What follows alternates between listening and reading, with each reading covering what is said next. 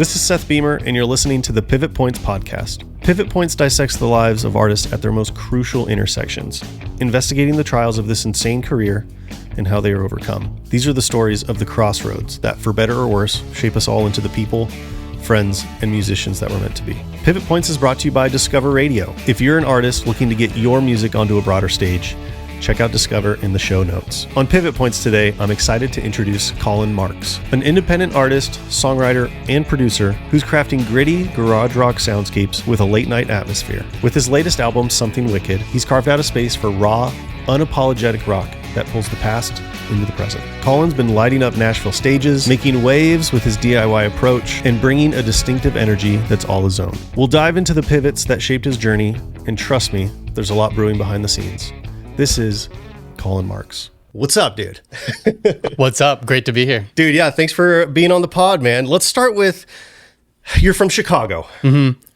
Did you grow up there? Were you born there? What's the deal? Yeah, I did. I was. Yeah, it's funny. Obviously we're both in Nashville now, and being in Nashville has really shined a light on how much just the Chicagoland has shaped me. Oh, yeah. Yeah, even just, perhaps in taste and art and stuff like that. There's a lot of great museums, a lot of great music, a lot of great history, a lot of great architecture. One of the best cities in the world. And it's just funny being away from it. It just kind of really makes it come to the forefront, Do you miss it? Sometimes, yeah. Yeah? Very often. But do you ever think you'll go back then, or? Remains to be seen. Okay, all right. But, it's also, I've been there my whole life, so moving to Nashville was good for me in that sense, Yeah. I've changed dramatically since I've moved, I think. Totally. Just like new environment, just completely. Did you know anybody when you got to town, or did you just start fresh? I did know some people. Okay. Which was huge. Yeah, I think that helps. Yeah. Yeah, I mean, it's intimidating enough coming to Nashville, let alone if you didn't know anybody. I mean, oh my gosh. Yeah, most definitely. Some very close friends of mine actually were here, so nice. That is definitely a game changer, and we've met some wonderful people, so that's huge. But yeah, Chicago I do miss from time to time. I try not to get too nostalgic about it because... What was the shift? Why did you choose Nashville and maybe not, say, LA or New York? Well, when I was when I was young, in my younger years, I was in scrappy little punk rock adjacent bands. Yeah. And we did some touring, and we ended up in Nashville, and we were all like, this place is awesome. Totally. Yeah. We had a lot of fun coming here, so it was always nice to visit. Myself and a lot of my close friends and bandmates were just big fans of like that style of songwriting. Yeah. Especially like 70s, 60s, 70s, like Music Row stuff. Mm-hmm. So there was always a little bit of romance for that. It sounds like maybe there wasn't even a question, LA or New York. It's like, no, we're going to Nashville, baby. Let's do it. Yeah, I love New York, but I was like, that's a metropolis. Chicago's already its own sort of metropolis. I was like, yeah, I want to shake it up if I'm going to move somewhere else. Sure. So, yeah.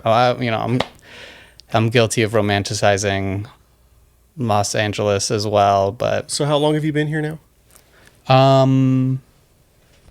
About 5 years, which is bonkers. Dude, 5, yeah, so you're halfway through your 10-year town. You're halfway to stardom. Yes. Yeah, 10-year town, that's what they say. But it feels, it's good. Yeah, how does the music scene here compare to the music scene in Chicago? Because I feel like Chicago's a pretty good music scene too. It's a good question. Nashville feels simultaneously like bigger because there's a lot more music industry infrastructure. Mm-hmm. Like labels, management, all of that stuff is here. That's not as much of that in Chicago. But it also feels smaller because it's just like a smaller group of people. It's just a smaller population. Chicago has like a scene, but it's really like very much multiple kind of pockets. Yeah. In my experience anyway, so it's a little bit more all over the place, I suppose. Do you feel like you've collaborated more since you're in Nashville then, or do you do collab a lot, or do you mostly just do your solo stuff? I love to collaborate with people for sure. Yeah. I know we started a song together. We gotta finish that. It still gets stuck in my head from time to time. Does it? Yeah, I think we really got something. We should pull it up actually after this pod. We'll take a listen. That's a good idea. Yeah, I mean, I don't know. There's a different approach here in Nashville too. I think when I was growing up, I remember being like interested in music and playing in bands and like how to do that. Like how do you even assemble a band? You know? Totally. And I remember like very early high school, or maybe like that summer right before I started high school, just kind of fell into a crowd that introduced me to this whole like, I don't know, like I guess for lack of a better word, we'll call it like punk rock, but it was very much like kind of all over the place as far as just guitar music. Maybe music. We'll call it guitar music. I remember this vivid moment where I was told about a show. Yeah. It was in the basement of a church. Okay. And just like showing up by myself and like I walked there and like as I got closer, I realized there's like this crowd of people, kids, like all around the church, and like walking in, and there is like someone there to buy a ticket from, and there's like people selling merch, and there's of course the bands, and there's like people everywhere to see those bands, and I just felt like I had fallen down the rabbit hole, into this like whole new world. Oh, that's cool. You were sucked in. You were like, this is freaking cool. Especially now looking back on it, it's as an adult, I'm like, there's this whole underground economy of children, basically, Yeah. Like kids not only organizing these shows, but and the music, but like making merch, making flyers, like getting the word out. I mean, this isn't a pre-social media environment pretty much, so. Yeah, I feel like, do kids do that anymore? I don't know if they have the same kind of experiences like that. It's a good question. But it's funny that you say it was in the basement of a church, though, too, because I had a similar experience. I've been involved in music my whole life, and I've always been excited about that stuff. But I do remember one specific show that did get me excited as well. That was in a church. And so that seemed like a very common thing at that age, too. Like churches, how cool that churches were doing that, too. Like willing to put on shows with kids. For sure. Yeah. And some of the best shows were all in the basements of churches. Yeah. And so how did you find, so you get to this show, if you fall in love, you're like, I'm going to fucking start a band. Yeah. When do you start the band, and how do you find those members? Are they at school? Are they at these shows? How are you finding these guys? Yeah, both. I mean, I don't know. I mean, it's like, in retrospect, it just all kind of fell into place, I never really considered myself like I was interested in songwriting from the get-go. That was definitely something that really spoke to me. And I'd never sang before. The only reason I even sang on a stage was because I had joined a band as sort of like a hired gun type situation, playing guitar. Yeah. And then this band had a song where the singer wanted to play trombone. And so, but there were like lyrics involved, and somehow I ended up singing. It was, I remember it now. It was the cover of The Specials, the ska band. Okay. Yeah. And so it was like kind of, there's a lot of, that's also like the tail end of ska being like a thing. Oh, too. I was a part of the ska band era. You don't have to tell me about ska. Okay. I could probably do 45 minutes on ska, but while we're frame. So it was like kind of like a sort of post ska era. And there was also the fallout of Fall Out Boy in this time period too. Like Fall Out Boy had just blown up. Yeah. And, so it felt exciting because there were a lot of other bands around me that I at least like knew of that were like getting deals and going on like big tours and stuff like that. Really? Fall Out Boy blew up, and then like a bunch of labels and whatnot. There was still that infrastructure a little bit that doesn't really exist anymore, but popping up being like, what's the next what's coming out of Chicago, you know, and like Sure. similar bands. And Oh, that's cool. it was a lot of like, I guess pop punk would probably be what you'd call it. Like a lot of pop punk stuff was getting. That's cool being in a big city during that era. Yeah. That's crazy. It was cool. I mean, it was also never really my thing. Like that. I loved the sort of world of everybody, this underground economy that I mentioned. Like that was very exciting to me. Everyone kind of like making interesting things. And then pop punk, not that I don't like it, but it was just never like I don't know. I was also like very much into, like I was really getting into old like electric blues stuff and stuff like that. So especially like early high school, I was like, I'm not a rock guitarist, I'm a blues guitarist. Hey, yeah. You know, stupid shit like that. And so I was trying to sort of assemble these like blues rock bands, and then we would get put on bills with like pop punk bands or like metal bands or something like that, you know. Yeah, just out of the nature of the scene or nature of who's around you and who's offering shows. Yeah. Yeah. So we always just kind of stuck out like a sore thumb a little bit. So in these bands, are you always the singer? It's your band every time? Or did you have any experience in like bands that weren't yours too? Or were you always the lead, taking the lead at least? I think the short answer is I was always writing songs. Okay.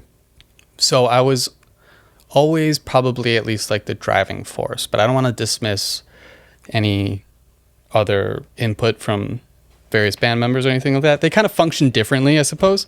Like the way it's kind of run now is sort of like a benevolent dictatorship. And in the past, perhaps it was just like a majority rules, but like these are very young bands, you know. There's a lot of, we were kids in high school, post high school, like in retrospect, we're all just kind of like figuring out dynamics and stuff like that. Oh, I get it. I totally get it. But I was always writing songs and like had a vision for the songs. And so I wanted to, you know, make those happen.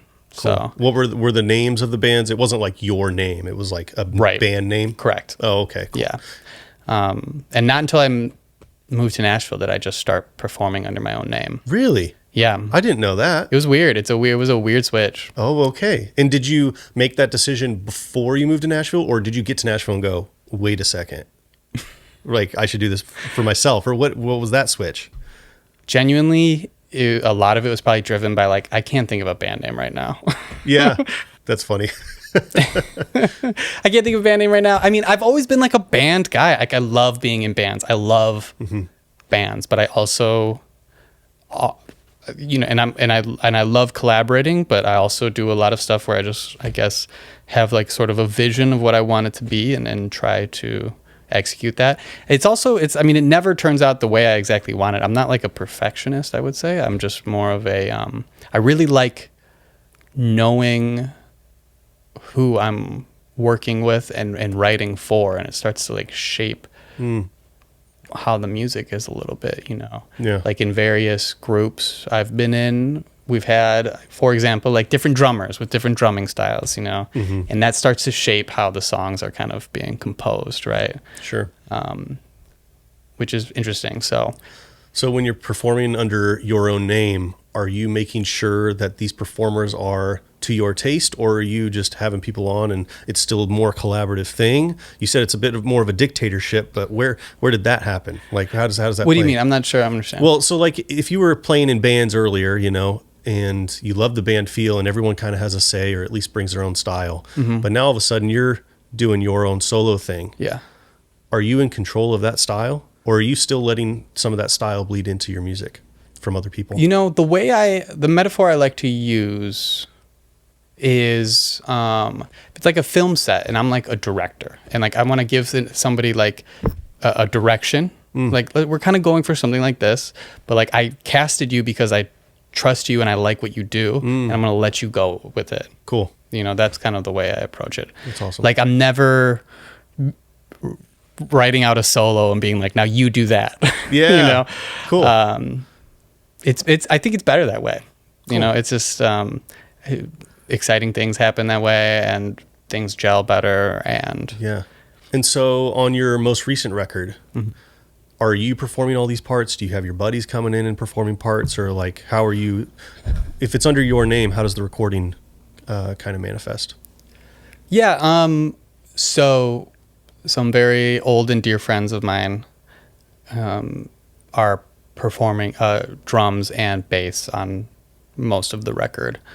And we went and kind of tracked those and like kind of basic rhythm guitar parts, and then I overdubbed everything else. Oh, essentially. okay. Cool. Yeah, that's Nice. how we did it. And you're in same kind of thing. Hey, I know you got this. Just take it away. Yeah, I mean, we for this record, it was actually bonkers. We essentially learned all the songs that day and recorded them in one day. Oh, wow. Yeah, it was. That's impressive. It was. Never doing it again. No. Well, because did you go to a studio, or are you doing this on your own, or? It was a friend's studio, so he was like kind enough to let us use it. Cool. And yeah, it was guitar, bass, drums. I had like a little scratch vocal thing, and I made up some charts, and we would kind of like figure it out. I mean, I think they had heard some demos, perhaps acoustic demos or something I had sent to them. I don't know, but we basically like arranged the songs. Here's the form. Here's the arrangement. Let's do a couple takes and see what we could do. Oh my gosh. That's a little nerve-wracking too.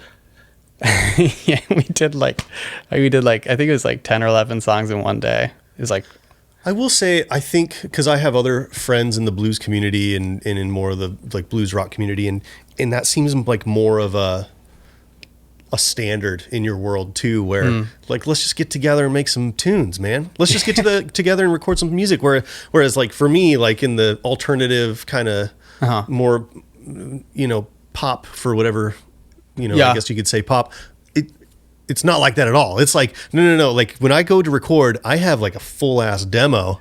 You know what I'm saying? And like, and these are the parts, and you are not straying from the fucking part. Like this is it, and you don't get to say, I get to say. So it's a totally different vibe. But I guess I can understand, just thinking back to some more blues friends of mine, that that seems like a thing in your world. That's an interesting observation. I never thought about it that way. That's most likely an influence in there somewhere for sure. I mean, I like that. I like it being like a little loose and free, and like I really love leaving room for something to happen. Yeah. And so you said that you took those though, and then you're overdubbing on your own. Yeah, so I also have that too. Like it's kind of a nice middle ground where like we have some flexibility with the arrangements and the feel and the ultimate kind of backbone of the song, and then I was able to overdubbed guitars and keyboards and vocals and stuff. Where did you get that experience? Have you just been doing it? Were you always the guy who recorded for your bands too? So you're the songwriter, the singer, the guy who records? Perhaps, yeah, but I feel like I've got into recording like later than most people. Yeah. Like looking back on, for example, if we go way back to that like early high school experience you're talking about, I remember there were bands that were like assembling studios in basements and things like that, and renting out spaces and building out studios, and that was very cool, and it felt very intimidating,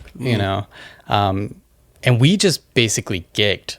Like we really just ran our live show like to the ground, And so I built up a lot of live chops, and then did kind of realize at a certain point after making some records and stuff like that, I was like, I feel like we're spending a lot of time on the live side of things and not the record side of things, Yeah. So I just started investing a lot of energy into that, I suppose. Dang, yeah, that's awesome. This record, I recorded all of those parts outside of those, rhythm tracks we mentioned, but everything else I recorded myself, and I mixed it myself, and it's a little rough around the edges. I'm not gonna lie, but I do find myself being very drawn to that sound these days.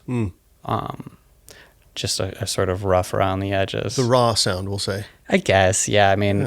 Raw is. Well, I think what's fun about that too is like now moving forward, like every next record is like more like you have more tools in your belt, and it's just more of like who you are as a producer and as an artist in that moment. Like that is fully you. So I think that's rad.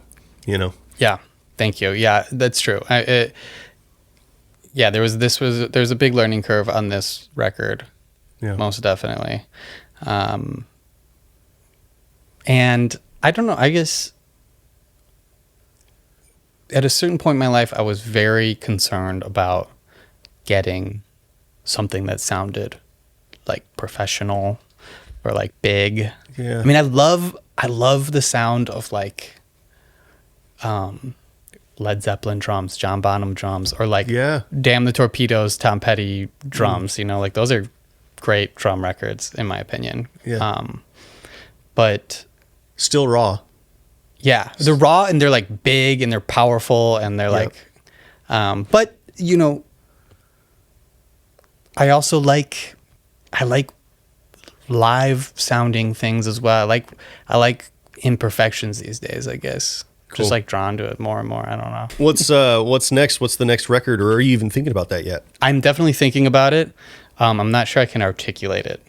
You know, it's gestating. For sure. I'm not sure what I'm working with yet, but I'm doing a lot of writing. Cool. And that's it. Yeah. You know, I'm like just like writing, just like getting it all out, and then I'm gonna like start to shape it later. You know, that's the artist way. That's the artist way right there. That's it. Yeah, it's I also do find myself playing with the process all the time. Yeah. I like to, it feels like the whole name of the game is like figuring out what's the process. Like, what are you aiming for? How do you get there? And then like, once you figure that out, it's done. You need to figure out a new way, because it gets boring, it gets dull, and you're not, you know, it's like doing the stuff that is on like the edge of what you're capable of or what you're thinking of. Like that is where you get interesting stuff. Yeah, I think. Have you done any work with other artists, like producing other artists then, other than your own stuff? Have you been working on other records or? No, just like co-writing, but I've never produced anyone else. No. Okay, cool. Yeah, I was just curious. Yeah. Yeah. I'd be open to it for sure. I think there's a lot of opportunity for that in Nashville. So yeah, let it be known on this podcast right now. Collin Marx is available. No. Quick pause here. If you're an artist listening to this and thinking about how to get your music in front of more people, I want to tell you about Discover. Discover is a platform built to help independent artists get their music onto mainstream radio. It's a real opportunity to move beyond just socials and playlists and put your songs in a space where people are actively listening. If you're serious about growing your audience and seeing where your music can go, take a look at discoverradio.com. That's discover without the E.com. All right, let's get back into the conversation. So when you first dropped this record, I remember you texted me and you said it was on Bandcamp. Yeah. Talk to me about like what was the thought process behind that, and was that intentional, and what was your plan with Bandcamp? Sure. Great question. I mean, I guess first and foremost, I just really like Bandcamp. I think it's a pretty cool platform. Yeah. I think it's probably the closest we're going to get to a sort of sifting through a record store in a digital world kind of environment, which I still like. Although there are, you know, other options that are being built out there. Yeah. But Bandcamp is cool. Also, I was just thinking a lot about the modern sort of, not even industry doesn't feel like the right word, but like the modern music, like ecology, you know, like the way everything is kind of working together. Okay. And I was just like, you know, fuck these streaming platforms. Yeah. You know, I honestly, I mean, it's like people hate Spotify, or all of them. Spotify is often just like the poster child for it. And there's plenty of different reasons to not like them, you know, ethical reasons or what have you. But for me, it just ultimately came down to like, why bother? You know, I was like, I don't have any really like substantial audience on any of these. And even if I did, I wouldn't really feel like it was my audience, because they're just like quote unquote listeners or followers or whatever they want to call them, you know. But it's not like I really have access to them. Yeah. And I just, so often just becomes like it's become the default of like, releasing your single or whatever on Spotify. Follow me on Spotify, here's my Spotify. But I decided I just didn't want to invest in that because it wasn't going to do anything for me. It wasn't going to move the needle. Yeah. Whereas like Bandcamp, it was. And did you make some money upon your release because of, really? For sure. That's amazing. Yeah. Okay. I mean the record,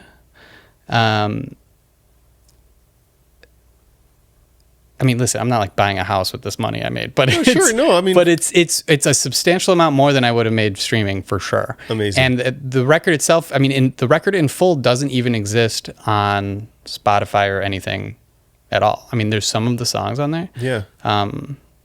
But the full record itself is only on Bandcamp. And was that intentional too? Yeah. Okay. The full record itself actually is only on the physical, like the CD I gave you. Oh, wow. That's really the full record. Okay. And then there's but the kind of, I don't know, basic full version is on Bandcamp. So there's extended tracks is what we'll say on the actual CD. Yeah, I'm hesitant to call them bonus tracks just because they weren't like outtakes or anything like that. They weren't B-sides, but that's neither here nor there. So Bandcamp, it was infrastructure, and perhaps like I had to tell a lot of people I knew about like what Bandcamp was, yeah, or like how to use it or like what to do, and but it still had a beneficial effect for sure. That's amazing that has been successful for you. Yeah, it just makes sense. I like that model more. I like albums first and foremost. Like this was envisioned as an album. I want it to be experienced as an album. I don't want it to be broken up into singles or anything. Yeah. And I like, there's like this sort of zine that's attached to it too. Bandcamp gives you an option to, sell physical products as well as the digital side of things. Okay. Yeah. So you can you can go on Bandcamp and you could buy just the digital download. You could buy like the CD, the zine, and the digital download all as one little bundle. Yeah. There's options. And even just buying one download for like $10 or whatever it is. There's how many streams is that going to be? Yeah. Yeah, I know. Yeah. It doesn't take much to pay you more than what a streaming service would. I heard this anecdote. Who knows if this is true, but I heard this attributed to John Prine when he started his record label, Oh Boy. Someone was like, John, how's the record business treating you? And he's like, well, I sell half as many records. I make twice as much money. And I really like that. And that's sort of been my experience too, as far as just avoiding these streaming platforms. Interesting. I don't see them even being sustainable really. I think even as soon as like 5 years, I think Spotify and things are going to look very different. Yeah. We're of the same age where like I feel like we should have learned this lesson like a long time ago when we were all like kids and like starting MySpace pages, and then suddenly MySpace just kind of collapses and all that investment was in what? Yeah. And then we've done this cycle like so many times. Yeah. And we still are not learning this lesson. Yeah. Like I'm just not putting all my eggs in any basket essentially is the thesis of this approach. Yeah, that's fair. It's annoying to like keep knocking on that door too, and then just like not see any fruit from it, and you're just like, what am I even doing? Yeah. So I think we all feel like that as independent artists for sure. Yeah, it's like they're. Again, it's like it's not even industry. It's like ecology. It's like everything in relation to everything else. Yeah. Is either collapsed. Like a necessary part has collapsed, or a necessary part has been kind of taken over by a monopoly of sorts, and they just kind of put these choke points. Well, and kids aren't even like to your point about, how long is Spotify even going to last? Like that's going to die and something new is going to come. I think kids are listening to music on TikTok now. They're not even they're not going to Spotify and listening. They're just like finding things with the song that they like, and they just listen on TikTok. I don't even know where to begin on that. I mean, that's very strange. That's even another, like, that's not even our generation anymore. That's like, we're too old for that now, you know? Yeah, I don't fuck with TikTok, but there's different ways of looking at it, I suppose. It's like, even in the heyday of like a healthy record industry, not everybody was like a serious music fan. You know, not everybody had like a huge record collection. Yeah. Everyone would have like, maybe you'd have like a small collection for like various situations, right? Sure. You know, you've got like, you pull out Frampton Comes Alive when people come over or something like that. You know, it's like all these big selling records. But at least there was some sort of relationship between like you and that record. Yeah. And now it's just like, even that small choice right there has been sort of given up, and you know, hey Siri, play party playlist. What's been like your marketing plan, or how have you been promoting now that you have really just abandoned the normal streaming avenue? Are you just texting? Because even your Instagram, you don't have a lot of posts on there. I have 0 posts on there.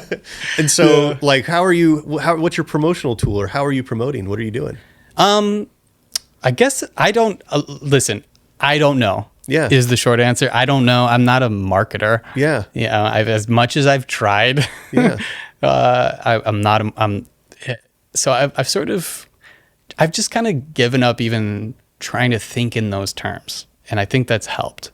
Yeah. You know, the more I try to think like I'm marketing something, and I'm not even trying to say like marketing is like a dirty word or anything like that. Obviously it's necessary and it's important. Yeah. And it's valuable. I just personally, you know, I don't know if I'm cut out for it. So, yeah, no, it's interesting to talk about all this with you, because like, honestly, this is exactly why Discover, the sponsor of the show, exists. It exists because these streaming platforms and social media and algorithms are not serving artists anymore. Mm-hmm. And we're just dumping our money and our time into these things that we aren't seeing a return on and aren't gaining any actual fans or any actual listeners. And so Discover is a tool that helps get people actually into people's ears, like on the radio, on like, as people are actively listening, they don't need to click any buttons. Right. You don't have to break through some algorithm. You don't have to, dump a bunch of money into ads or whatever. It's like, no, here you go. We're going to present your music to the listener. And so Discover is the start of, I think, this next generation or next era of hopefully tools that do support artists. Mm-hmm. And I hope that there's more ideas that come along other than that too. But I think the problem that we're talking about right now is like not unique to just us. It's everyone's going through it, and whatever dies after that, like after TikTok, TikTok's going to be taken over by whatever's next. And it's like, we keep on, like you said, going down this road. It's like, well, what are the tools that are actually going to help artists and be long-term? And so, it's just interesting that I certainly hope so. Radio in particular is something that's like very near and dear to my heart, and is actually like a big influence on Something Wicked on this recent record. Yeah, was like radio as a medium. Because I mean, when I was younger, when I was growing up, I like listened to radio all the time. Yeah, and it's funny how that was a part of our youth too, like our generation. I feel like still, we got maybe the tail end of it. It was still mostly not great, I think, but there was, there's certain, if you stuck around long enough, you would find good things. I was gonna say, I remember listening to one station in particular in Denver in high school, and in middle school and high school, and that was like, you found your new music on there. Yeah, for sure. Yeah, definitely. Like in Chicago, like XRT or Q101 were my go-tos for finding music, and then a little bit later, even like WBEZ, the public radio station, was super helpful. Nice. And Nashville has WXPN and Lightning 100, which are both excellent. Love both of them. And so they still exist for sure, but they are a rare bird. Yeah. The good radio station. And it's great. I mean, I do love in Nashville, like I get in my car and Lightning 100 is already queued up and running. And so many times it just like pops on. I'm like, oh, what is this? you know? And Yeah, like, totally. And it feels like there's a locality to it that's very nice. I feel like I'm a little bit more connected into the community, which is that's nice too. Yeah, which is great. Yeah, you know, that's the power of radio. I think because everyone is actively listening. If you're tuned into that station, you're listening with everybody else. Yeah, when it's on demand like Spotify, everyone's in their own world. They're all doing their own thing. But I think that's maybe same with like when TV shows air at one time. Yeah. You know, or the Super Bowl or whatever. It's like everyone's in this one thing together. We're all doing this one thing together. For sure. Absolutely. Yeah. And it is like, you know, on one hand, I a lot of what we might call like the heyday of the record industry was also a result of like the heyday of this giant monoculture that we had. And there's pros and cons that come with that. But it was also like an era of community. We had much more community oriented time, you know, and radio is a big part of that for sure. On the record too, I like ended up sampling a bunch of different like radio stuff. There's little radio Easter eggs all throughout. Oh, really? Album, yeah. Oh, that's sick. Which is fun.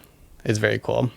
It was fun just kind of digging into all that stuff. I even like I also am I go and listen to a lot of old like radio dramas from like the 30s and 40s and stuff. Okay, yeah. So I'll dig into that. There's some of that in there too. Sick. There's some like old DJs from back in the day that are kind of buried in there somewhere. Okay, so go listen with intent, people. Go check. So yeah, I love the radio, even though it's like I tell people I love the radio and to listen to the radio, and they're like, why? And I'm like, that's a great point. There's not a lot to defend at this point, you know? Yeah. Dude, talk to me about this zine, because you brought over your CD and this zine. The zine is so cool. Thank you. Not everyone does that. That's so unique. And so what was the thought process behind that?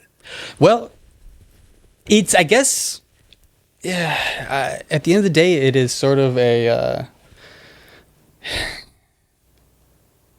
again, when I was making this record, I was just fed up with this idea of like streaming, and I was trying to put together something feasible that made sense in some capacity, even like on a small scale. And just having something kind of physical was a part of that. Yeah. You know? Do you give one out with every single CD? When someone purchases a CD, or is that a separate thing usually? It's like I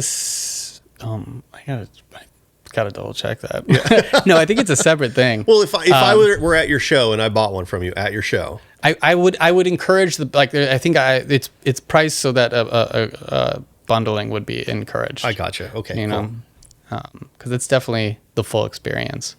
Yeah, I mean, I was also just influenced by this sort of old punk DIY economy of kids that we talked about at the top of the show. Like, just it's all collage and kind of just pieced together in a very it's super well designed, haphazard way. Thank you. Yeah. I mean, which you said you designed yourself. Yeah. What? So you have a background in design too? Apparently, no, I don't have a background in design. I just designed it. I don't know. It was like inspired by seeing like old posters and other zines and sort of like a.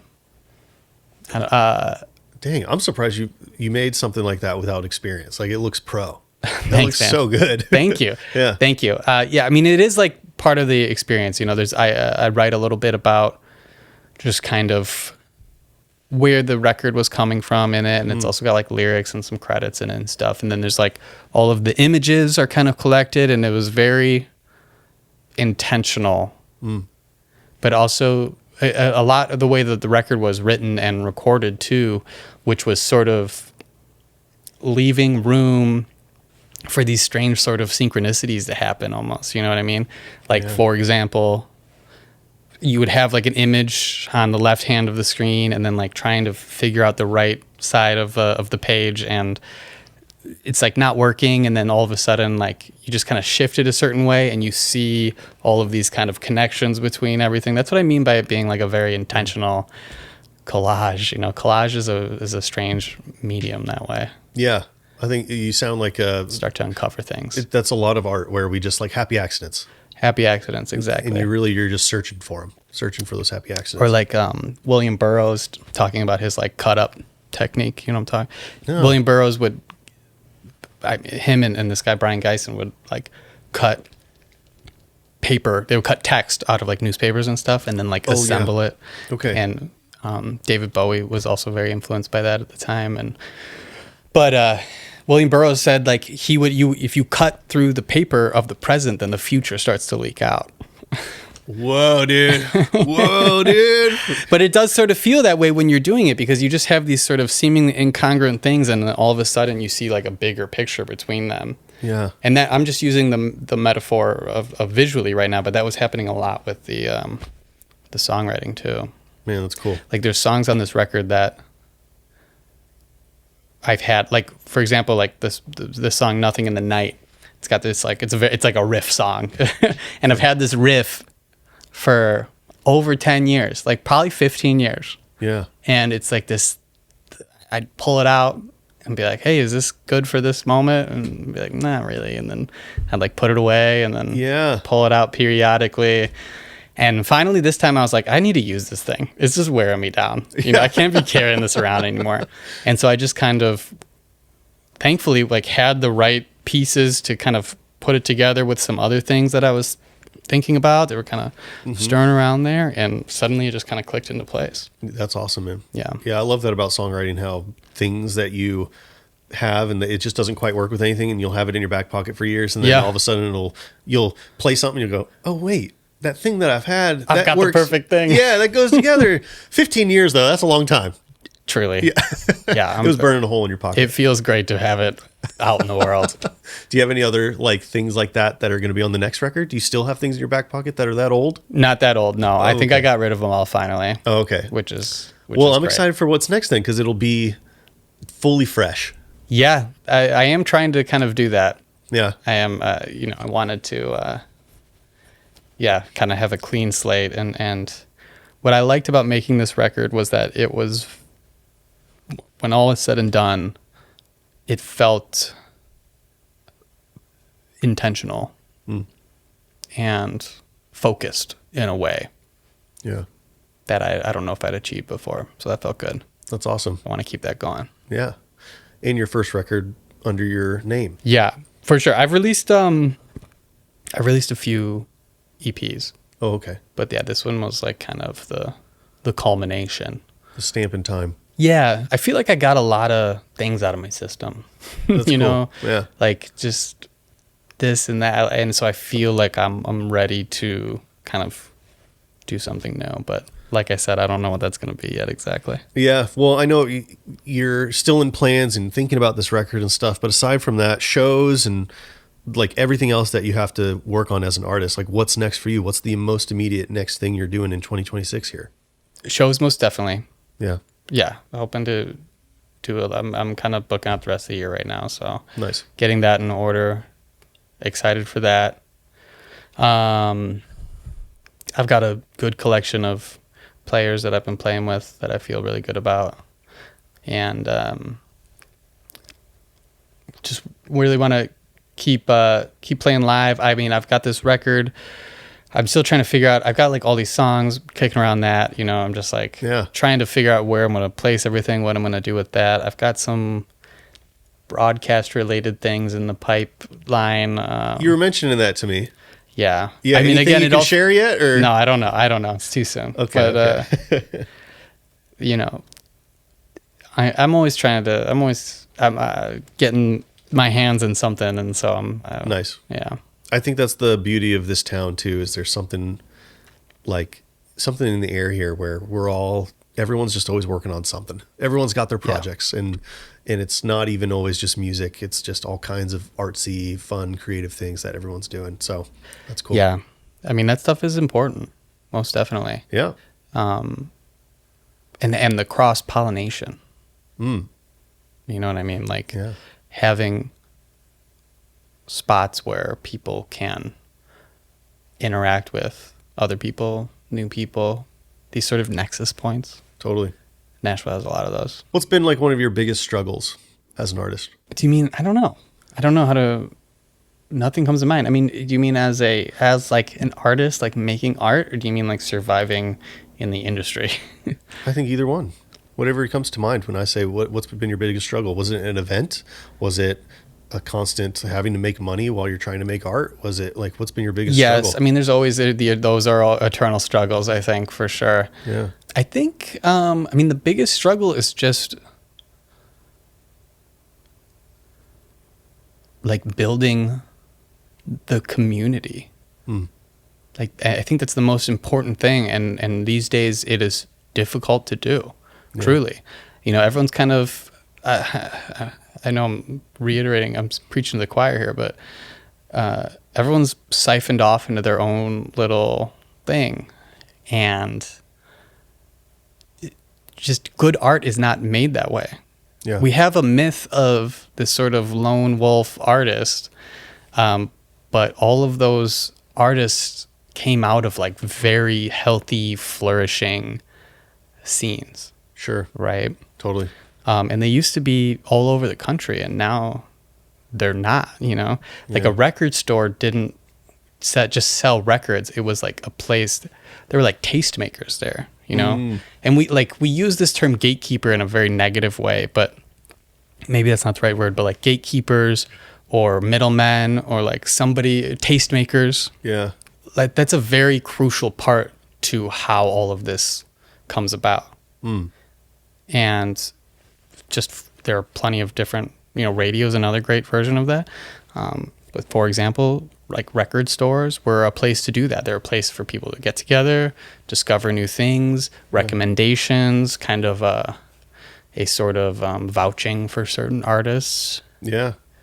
And ideas are passed along that way, and things grow that way.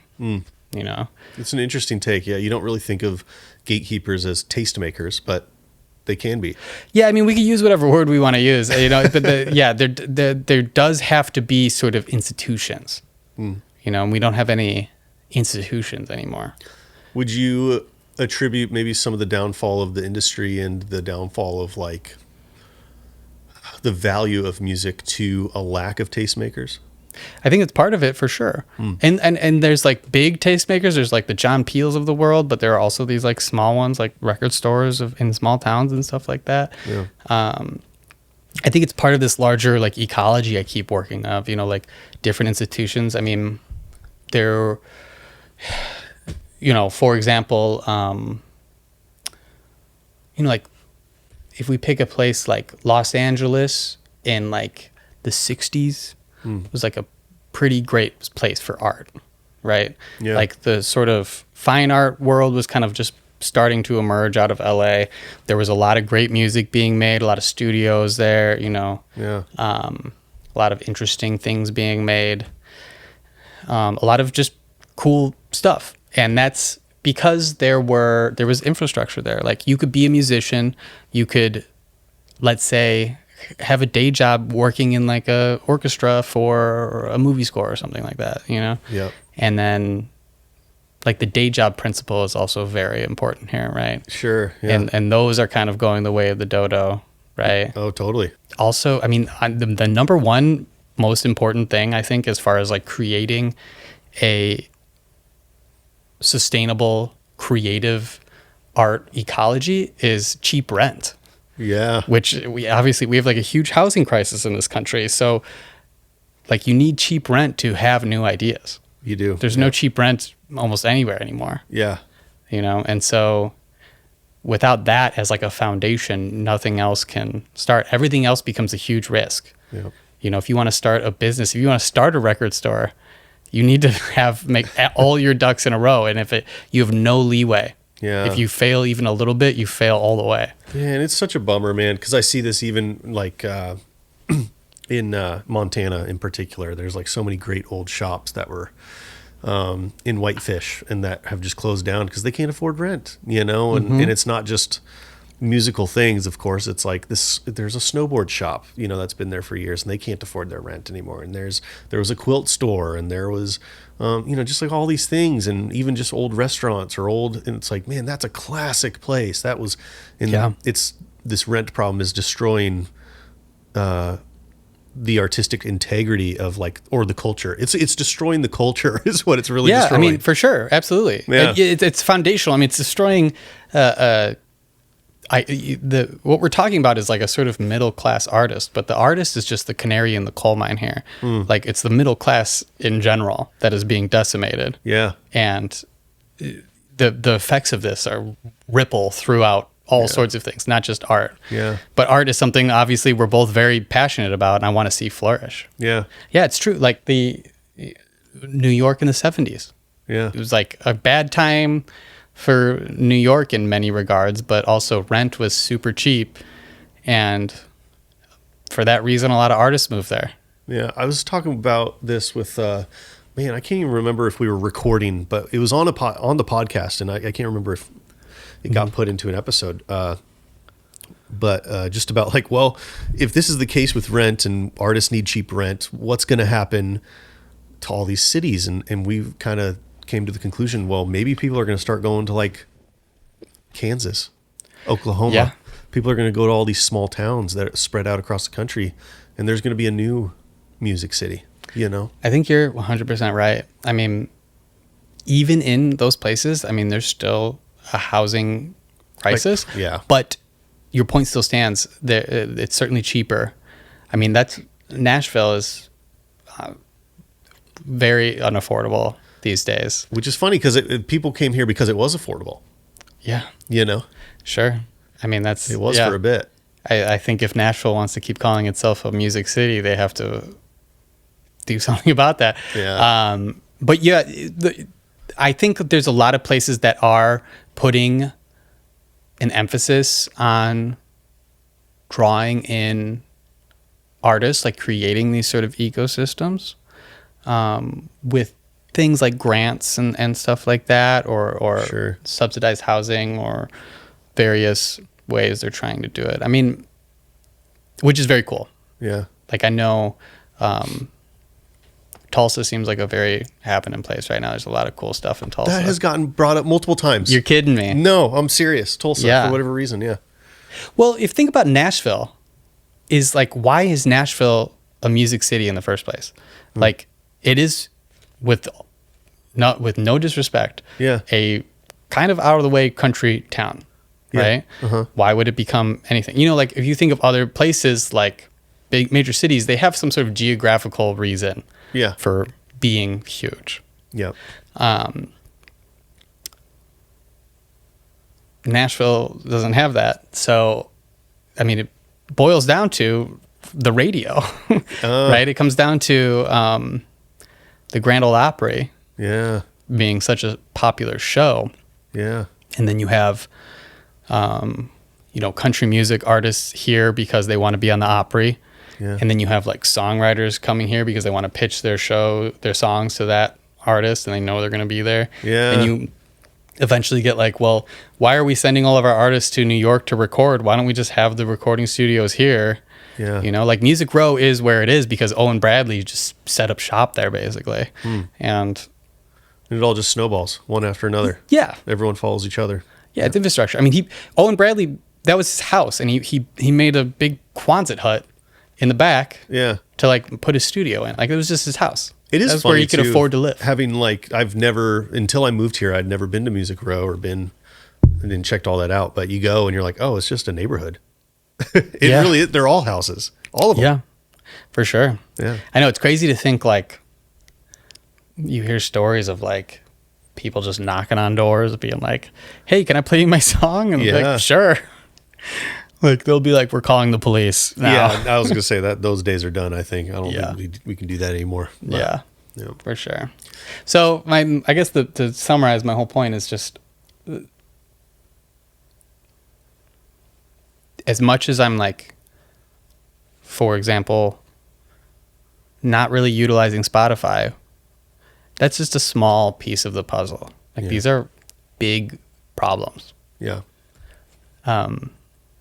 And they kind of, there's a lot of different pieces that need to sort of be put together, but Yeah. foundational, I suppose, are the ones we mentioned. Yeah. I was going to say, really, it's like, okay, well, the biggest struggle as an artist sounds like rent for all of us. That's Yeah. the biggest struggle. Yeah, new ideas are made in old buildings. Yeah. I heard that somewhere. I can't. New ideas are made in old buildings. That is cool. Yeah, that's not my quote. I can't attribute it right now. I'm sorry. No, I'm giving it to you. It's yours. No, put that on a t-shirt. Well, dude, Collin, thanks for being on the show today, man. This has been awesome. Seth, thank you very much for having me. This is excellent. What a great conversation.